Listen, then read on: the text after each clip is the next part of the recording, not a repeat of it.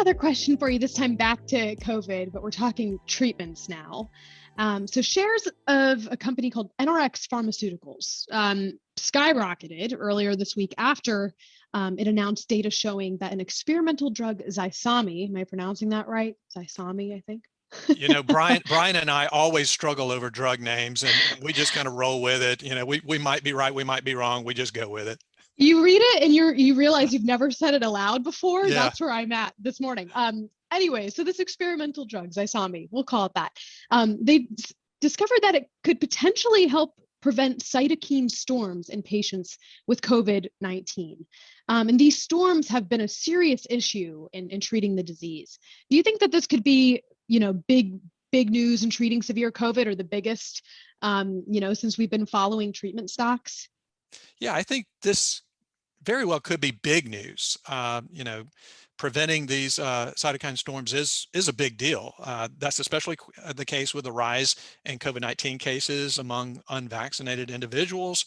And so, by the way, what these are, the cytokines are small proteins that are involved in cell signaling with the body's immune system, and these so-called storms occur when the body produces way too many cytokines too quickly, and so it really wreaks havoc on the body. So what happened here, though, is NRx said that Zysami was also associated with a significant decrease in 60-day mortality. And so reducing the number of deaths makes this drug's appeal even greater. And so, I think this really could be excellent news for treatment of severe COVID-19, and probably will increase the likelihood that the FDA does grant emergency use authorization to this drug. But it is important to know what we don't know. We don't know what concerns the FDA might have beyond what we've seen, in the press.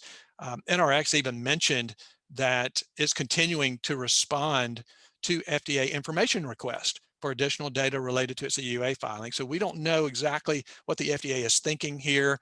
I do think this news does bolster the case for NRx's drug, but we'll see. I do think it's too soon to say whether or not this is the biggest news so far in treating severe COVID-19. There have been several advances in treating severe COVID-19, notably including those antibody therapies. And my impression is that investors are taking a wait and see attitude here.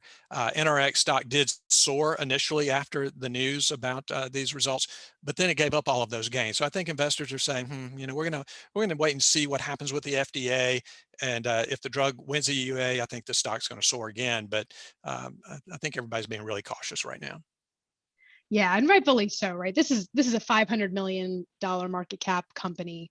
And it's actually it's serving as the U.S. collaboration partner for Relief Therapeutics on this project, right? So it's not totally going it alone, but it'll be an interesting. I agree with the wait and see approach. I think I'd be a little afraid of the market wins on this one for now.